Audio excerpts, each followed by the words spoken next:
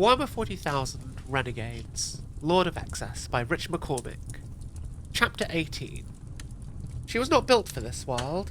In the void she was graceful, moving with a predator's poise. Here, resting on makeshift struts in Serene's vast voidport, the Exaltation was a beached whale, rotting slowly in the sun.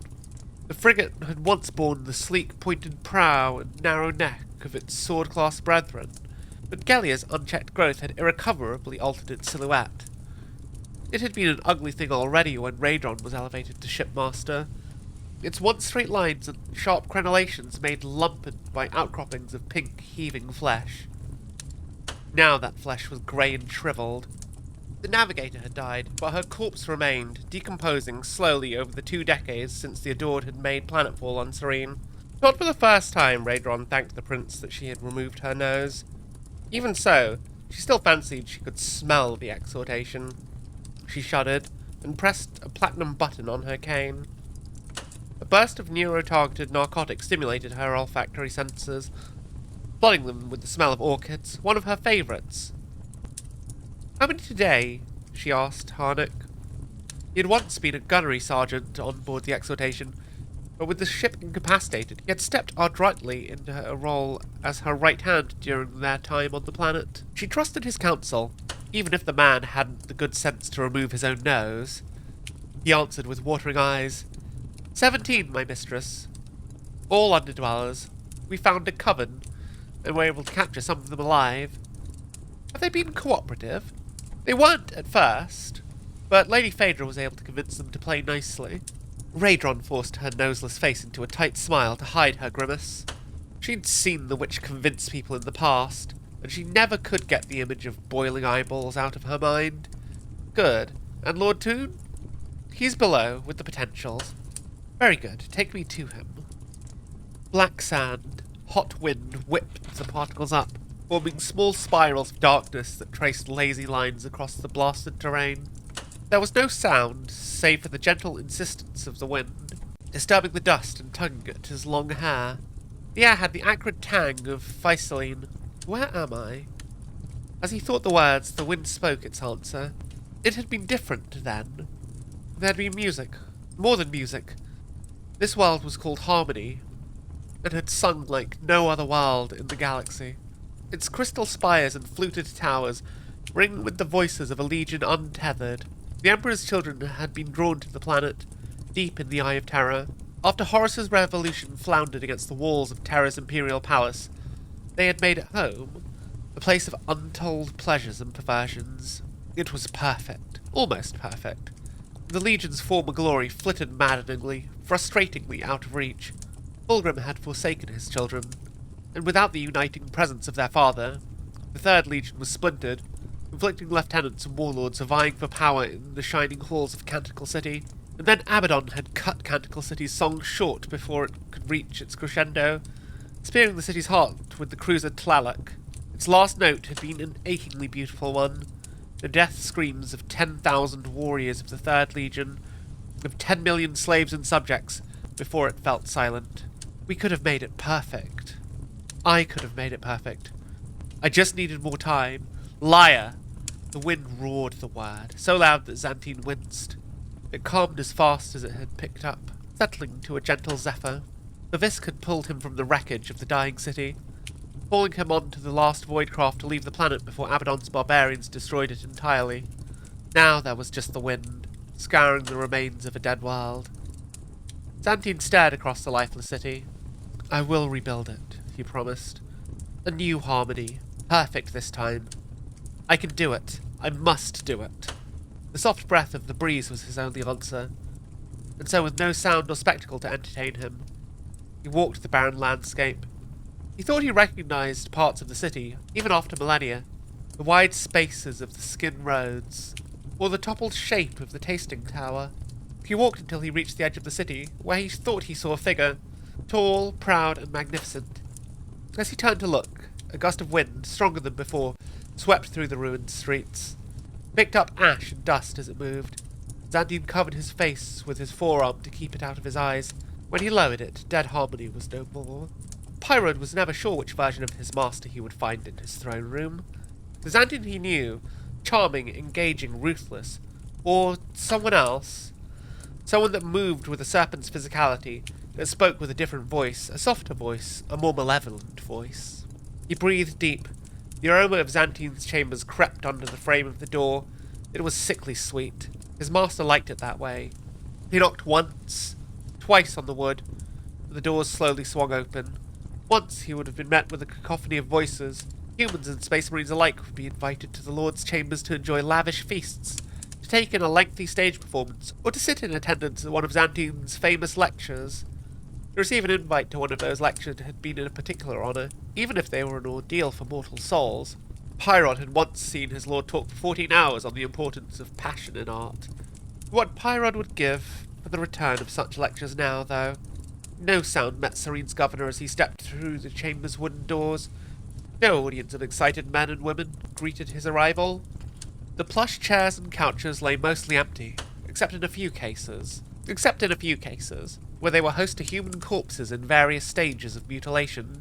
Xantine stood in the middle of his chamber, staring up at the canvas of a huge painting, apparently oblivious to the abasement that surrounded him. Governor Pyrrhod, Xantine rumbled, without turning to the newcomer. Pyrrhod knew that the painting, a gorgeous landscape of the planet's grasslands in sumptuous oils, was a treasure for his people. Painted by the semi-mythical founder of Serene's classical school, Belise de Grave, it was awarded such reverence in the planet's culture that it had hung alone in its own wing of the city's Imperial Art Museum, such that visiting delegations from major worlds such as Cipra Mundi, Elysia, and even Terra were escorted to take in its beauty within hours of landing on the Agri-World. This piece was your planet's highest achievement. You valued it more than your harvest, more than your serum, more than your people. You built a cathedral to it, and yet it is nothing. A child's sketch. Xantine prodded at it with his silver rapier. See, Pyrrhod, these brushstrokes, uniform, cautious, weak. The subject shallow and uninspired, the colours bland, insipid. Rips appeared in the image as anguish tore through its canvas. Pyrrhod winced with each impact. The artist, if I can name such a creature so, works within himself, using soulless materials in a spiritless medium. Xantine turned to his governor. Do you understand my point? Pyrrhod blinked twice before he realized his master was waiting for a response. Yes, my lord, he said, hesitatingly. Perfection cannot be reached without passion. The artist must love their subject, be consumed by their subject. Xantine sliced anguish the length of the canvas, the painting ripped free from its frame entirely. Anything less is a total failure. He finally turned to Pyrrhod then. The governor saw that the lord's turquoise eyes were dull and bloodshot, as if he had not slept in a year. They fail me, Pyrrhod. They all fail me. Lady Undine, it is so good to see you. Ariel Undine embraced the old woman in the noble fashion, placing a palm on the back of her head, then stepped back to take her in. Not lady any more, she said, though I rather expect you were aware of that, Catria. Yes, yes. I had heard some news on the wind. Terribly sorry, my darling. I trust your husband is taking it as well as can be expected. Ariel met her straight. He's dead. Ah. Catria cast her eyes down for a moment, then met Ariel's again. There was no sympathy there, just the digestion of information. Ariel appreciated the pragmatism. Terribly ugly business all round, the old woman said. She no longer held any position, but Catria Lancia had always maintained her air of gravitas. She had been one of the first wave of successful challengers after the system was introduced, winning a senior role in the senior government, not through combat, but with wit and words, composing a sonnet that appealed so greatly to Lord Xantine that he granted her the position directly, back when he used to attend challenges personally. Such challenges were a distant memory at this point. Such was the finality and mass appeal of the challenge by combat. Indeed, it wasn't long before Catria lost her position to one of the older houses, one of the first to leverage their vast wealth to build an effective champion breeding program. Her first husband had been a feated fencer, but he was quickly overpowered by the brute, his arms pulled from their sockets, and his own epi forced down his throat. She truly loved the man, but had never forgiven the people involved in his death. House Undine had come into its position soon after House Lancia, and Catria and Ariel had quickly seen each other as kindred spirits. As a minor noble, Ariel Undine could have lived a life of perfect indolence, but that was not her way. She was a schemer, and on the inside of Serene's shaky political ecosystem, that meant building connections, relationships, and alliances. These links were useful on the outside too. Catria's network of friends and allies kept her in rejuvenant treatments, allowing her to persist well into her 130th year. Now, they could be used for another purpose. Serene's system of challenge was designed to be perfect, with 2 inputs and a single output, culling the weak to harvest the strongest. But there was a byproduct in this cycle, an imperfection that, over time, could bring the whole edifice crumbling down. Resentment. Catria's network was filled with the jilted and the usurped, clever souls who were not strong or rich enough to hold on to their positions, but not weak enough to accept their fate and disappear with good grace. Ariel had no idea just how many people the old woman was in contact with, but after a decade of cruelty, she calculated that there must be 1,000 others who shared her desire for revenge. Tens of thousands, possibly. "Can you help me, Catria?" Ariel asked. "That depends, my darling. What do you need help with?" "I want to tear it all down." Catria held her gaze for a long moment, before a smile spread across her lips. "You are not the only one, my child. This city is a tinderbox, and my friends and I are of a mind to set it off. Will you help us?" Catria held out her wrinkled hand, and Ariel took it. "This world must be slaughtered, my dear," the older woman said, "so that a new world may rise from the ashes. Together we will drain its blood." Gallia's death hadn't just left the exhortation without a navigator. Weapons, shields, engines, and life support systems all failed in the days after she died. Lord Xantine had ordered exhaustive tests on the ship in a bid to get the frigate void-worthy again, but with the remaining slave stock choking to death in airless holds, and Serene's gravity threatening to pull the ailing ship into a death spiral orbit, the decision was made to bring the exhortation down to the planet. The wide, flat grass fields formed a suitable berthing ground for the vessel, but it was not a smooth landing. The scar the ship carved into the landscape remained a decade after its descent, her superheated carapace scorching the grass and burning the fertile soil. It was in this scar, between the shanties built by the exhortation's surviving slaves, that 20 of Serene's citizens stood, shivering and glancing nervously at the huge vessel. Some had been taken from the Undercity, collected by the Master of the Hunt and her security forces. Others were overcity dwellers, brought below the haze line for the first time in their life. Whatever their background, commoner, noble, rich or poor, they all shared 2 things in common. They wore a simple robe, given to them by the troopers that took them from their bunks, their homes, or their places of work, and they were psychers. It had been one of Xantine's decrees after the Space Marine took power on the world to identify promising psychic talents that could be used to resurrect the exhortation. Xantine had conducted surveys on his stricken world, forcing his surviving slaves to strip back Gallia's necrotizing flesh from the exhortation. It proved impossible. Too much of the ship's core systems depended on the organic network of nerves and muscles to function. It was Quarantoon who proposed another idea. In seance with the creatures of the warp, the Diabolist discovered that an echo of Gallia's form remained, carried on the sea of souls like a ghost. The Diabolist suggested that, with the right mind, one with sufficient psychic strength, Gallia's body could be renewed, and her navigator's abilities reinvigorated. That was enough. Xantine ratified the new position of Master of the Hunt, and gave the bearer the soldiers, weapons, and tools they needed to collect psychers from any strata of society. He had the voice of a young man. Like so many of his kin among the underdwellers, wore the body of one much older. He was hunched, rake-thin, with long and lank hair. He flinched at every touch, a nervous response to a lifetime as a pariah among pariahs. Perhaps. Or a more simple reaction to Phaedra's presence in the room, her toes a few inches above the rotten meat floor. "What do you want?" he asked. He tried to inject steel into his tone, but his voice cracked, the fear evident even without psychic intrusion. Phaedra tittered at the failure. "We want to test you, my child," she said. "I haven't done anything to you. I haven't done anything to anyone. Just leave me alone. A kicked dog, this one. An outcast, blamed for his nature, despised for something he couldn't control. When did they realize, she wondered? Did his friends on the refinery line see the power inside him? Perhaps the local children. Could they spot the difference first? Or she looked closely at him. His drawn face and downcast eyes. It was his parents. so afraid of the creature that they had birthed that they threw it into the depths, never to return. He was like her, the thought came unbidden, and she pushed it away.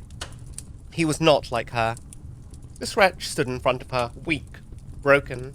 She had been strong. She had burned her well to cinders for the crime of rejecting her, and sailed into the stars, the deaths of thousands weightless on her conscience. "No, I can see that you do nothing," she said. She gestured at a man in a black leather mask lifted an object from the console in the centre of the room. It was crude, a simple metal helmet, with a cable that ran down the rotten meat of the floor.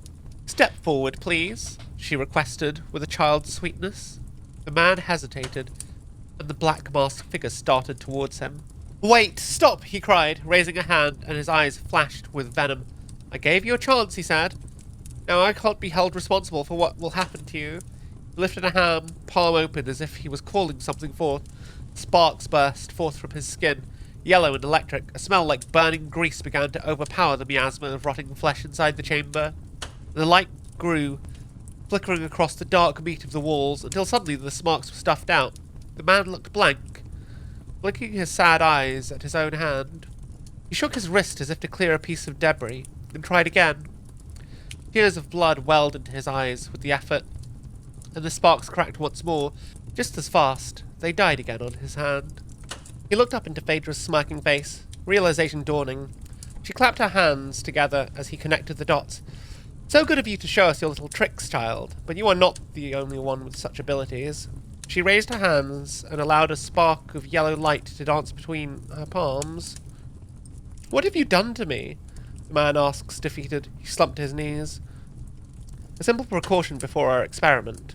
We wouldn't want you hurting us now, would we?" She turned her hand over, and the spark followed, bouncing like a pet. "Shame we can't guarantee the same for you." The black-masked figure took a step forward with the helmet in hand. "A wonderful object, this," Phaedra said, as the man started to cry. "It knew our previous navigator intimately, so well, in fact, that it has retained her core abilities. All we need to leave this world is a mind powerful enough and malleable enough to connect with the remnants of that beloved creature. It will be a great honor if you are selected. If you are not, well..." Phaedra bent down to stare directly into his face. "At least you will have tried." The helmet was slipped over his skull, and immediately began its work, interfacing with the consciousness that it enveloped. He screamed, scrambling backwards on his hands and feet until his back reached the wall of dead flesh. His scream stretched, elongating and pitching downwards until it became a death rattle. When his eyes opened, they were milky white. There were no pupils in these featureless orbs, but Phaedra could tell they were moving frantically in his eye sockets, scanning for something she couldn't see. For a moment there was quiet. She felt the two minds touching across the divide between life and death, reality and unreality. If, despite their differences, the two could mesh, then new life would be birthed into the exaltation, and the adored could return to the stars. The silence was broken by a bubbling sound. The man started to convulse, his thin-boned frame thrashing against the decomposing walls of the navigator's chamber. Its skin rippled as something moved under its surface, travelling from his face down his neck to his limbs. He held his arm in front of his face, mouth and white eyes wide, in a silent scream as muscle and bone writhed within his body, his natural structure rearranged to unspoken whims. For a moment it appears as if he had weathered the storm, as he breathed deep, and then, with a wet pop, his arm erupted with new flesh. It ran like a candle tallow, pouring forth from somewhere unseen, somewhere inside his own body. He lengthened the sprouting flowers of flesh, outpacing the rapid growth of the new bones so that they lost their shape and flopped to the floor. Phaedra saw his eyes, green and pleading, as they disappeared alongside his nose, mouth, and other facial features into the folds of tissue. He wrapped around himself, his grotesquely long arms and legs meeting each other and entwining.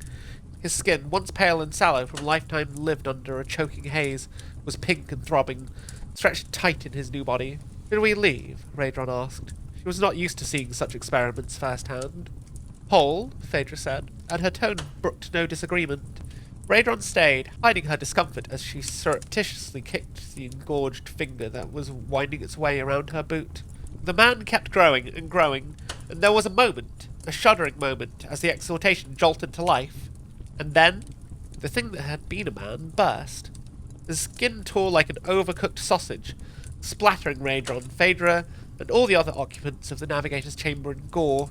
Quarantoon, whose pink armour was now the dull red he had worn when he counted himself amongst the ranks of the word-bearers, spoke.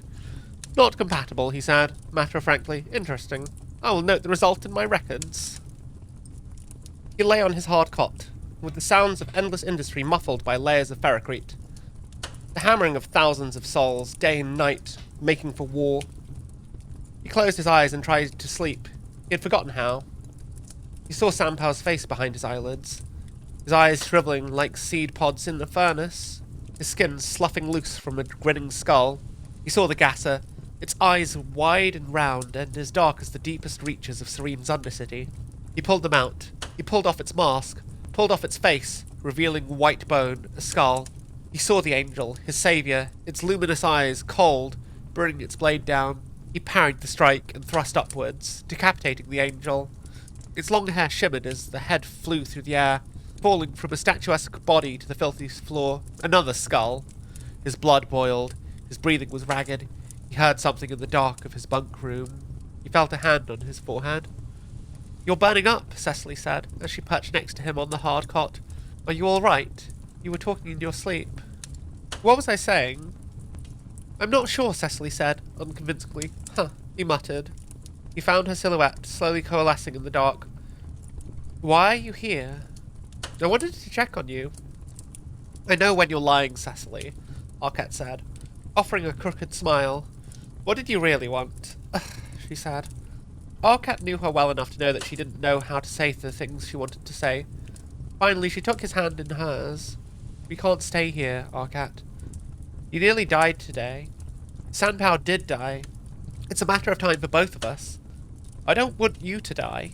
I don't want me to die." "You won't," Arquette said, forcing mirth into his voice. "You're the giant's helper. You'll be the last of us left, counting his ammunition and helping him strap more guns to his armour. For now, what happens when he tires of me?" "He's losing his mind, Arquette. What's left he has to lose." "I don't want to be here when he snaps." "Then where do we go? Golden Moor might have taken us in as Juves, but the Red Cult wiped them out weeks back, and there's no chance I'm joining up with the stinking gassers." "Not the Undercity," Cecily said. "The Overcity? Who would you join up there?" "I mean off-world," Cecily hissed, exasperated now. "Off-world? How would we even get a ship?" "I don't know," she admitted, "but I can do things, Arquette. I know I can get us away from here. I've seen it." "Seen it where?" "In my dreams," she said, in a small voice. He sighed. He was trying to be kind. But they both knew that he would not change his mind. "We can't run, Cecily. This is our world. We have to defend it from these freaks. We've got to fight them," he said, raising his voice loud enough that the man in the next-door bunk grunted in annoyance. "Arquette, please," Cecily hissed. "We can't fight them. They are angels descended from the heavens. We are weak compared to them." "Speak for yourself," Arquette spat. Cecily sighed. "I just want to go," she said. "To leave this awful planet behind me. Be amongst the sky and the stars. It's beautiful up there, beyond the surface, among the blue and the black." She squeezed his hand tight. "Come with me, Arquette. We can do it together." "I can't," he said. "I won't run. They have to pay for what they did to us." He involuntarily raised the stump of his arm. "What they did to me." As she left his chamber, he let her mind linger, just for a moment. It was dark in the room, but when she touched Arquette's mind, she only saw red, boiling, blazing red. Nearly a decade in his service had not diminished the physical impact of simply seeing the Space Marine. His massive legs were encased in purple ceramite, studded with polished black orbs. They glinted in the cold daylight that streamed through the windows of the chamber, staring like eyes of some cyclopean beast. Leather straps the colour of pale human skin were bound between those black spheres, bracing the armour with buckles of silver and gold. Pyrod wondered which animal had offered its skin for such service. "Good morning, Master," Pyrod forced himself to the day. "Governor Pyrod," Xantine said. His previous ebullience had evaporated, and he watched Pyrod now. as some apocryphal predator. Turquoise eyes, unblinking. News from the arena, he asked, his voice a low growl. Unfortunately not, my lord. No, I feared as much. Xantine turned to regard the paintings on the far wall. I hear whisperings, Pyrod, seditious elements in our midst. My dear brothers tell me that my citizens are unhappy with my benevolent rule, that they are conspiring against me. Is this true? Pyrod swallowed involuntarily. No, my lord. You are their ruler, their saviour, their... So you brand my brothers as liars? Xantine pirouetted on the spot, his black hair whirling around his face. He looked Pyrod up and down theatrically, a brave choice for a man of your physical prowess. But bravery should be rewarded. Shall I arrange a challenge with one of my brothers? Perhaps Vivisk. The old dog is losing his cutting edge. Or might Quarantoon enjoy the opportunity to loose one of his pets? Pyrod stifled a yelp. He had seen Quarantoon only 4 times. The heavily tattooed space marine spent most of his time away from the Overcity, but he remembered each meeting with still palpable dread. The air around the warrior seemed to be frozen, as if he had stepped from the chill of the grave. The canisters and containers that he wore in his ritualistically scarred armour rattled and bounced as he walked, home to some monstrous creatures that Pyrod was certain he did not want to know. No, Pyrod said, panic rising in the pitch of his voice. I would never besmirch the name of your honourable brothers. Really? Xantine said. A sly smile tugged at the corners of his blackened mouth. You should try it, Pyrod. You might enjoy it. Pyrod stammered. I jest, Pyrod. Honestly, you should see your face. It has become as white as silk. I know why you are here. You are to inform me of the death of my esteemed guardians at the hands of my own people. Yes, Lord. How did you know? This is my city, Pyrod. My world. I know its people better than they know themselves, for I have given them everything that they now hold dear. This city is a cry for attention, nothing more. I shall give them the attention that they crave, but before that I will find the rot, cut it out, and show it to them. Perhaps then they will understand how much they owe me. The celebrations would last 6 days, and would culminate in a ceremony held at the site where Xantine crushed the failed Xenos uprising once and for all. To Xantine, it was intended to be a communal outpouring of love for the planet's ruler, a chance for tens of thousands of serene citizens to show their appreciation in person for the warrior that had descended from the stars to save them. It was proving difficult to organise. Have we demolished the have blocks on the western promenade? Pyrod asked Corinth, without looking at his attendant. Unfortunately not, my lord. The residents are proving recalcitrant, and our work crew has not reported back. Again, isn't that the 3rd crew we've sent? Yes, lord. Send the militia, then knock the thing down with the people still inside. If the view of the cathedral is blocked from the park, Lord Xantine will flay us alive. Terribly sorry, lord, Corinth rumbled, but we've done that too. We have? What happened? They killed each other. We didn't have sufficient stims for the whole unit, and when the juniors found out that the officers had been given their allowance, they turned on them. We found their bodies burnt in front of the Hab block. Of the juniors, there was no sign. Step up the patrols in the Undercity, Corinth. We had an arrangement with the gangs once. They need to know their place. Sorry, my lord, we... Spit it out, Corinth. We've done that too. Of the last 5 patrols, only 1 soul returned. We found him mutilated and blinded, his forehead carved with some sort of symbol. A new gang? Pyrod asked. I don't think so, my lord. I've seen the symbol up here in the Overcity too.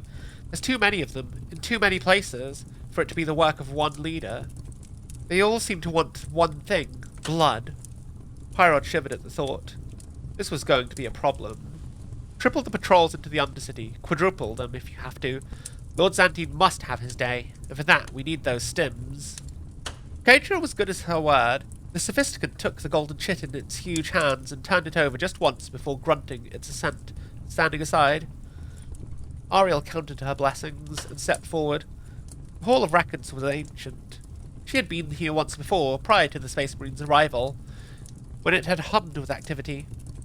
Servo skulls had filled the air, referring scrolls to banks of scribes and servitors who would update the harvest yields, hydration reports, tithe costs, and the details of gifts received.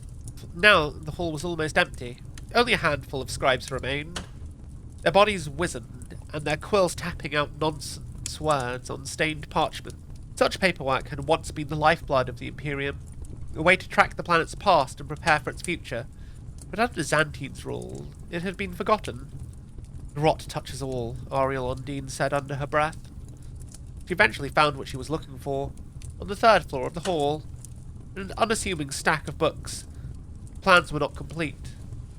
Serene had been built far too long ago for those initial records to survive, but they were enough, containing the details of surveys commissioned under the previous governments of the city's foundations. They were dry reads, but Ariel soldiered on, looking for the detail that Catria said she would find. She looked nervously over her shoulder as she skipped through the pages, heart pounding as she read, expecting to feel the massive hand of one of Xantine's warriors on her shoulder.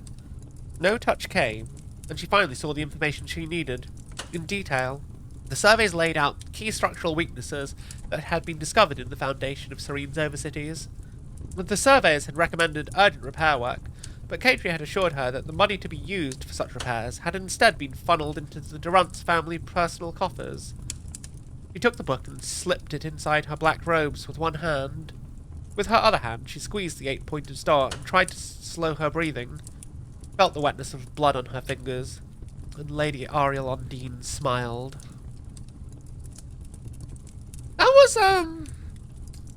was a pretty interesting chapter, honestly. I feel like a lot of the story is moving very quickly. I like that how clear it's made the timeline a little bit, and that it has been 20 years since the arrival.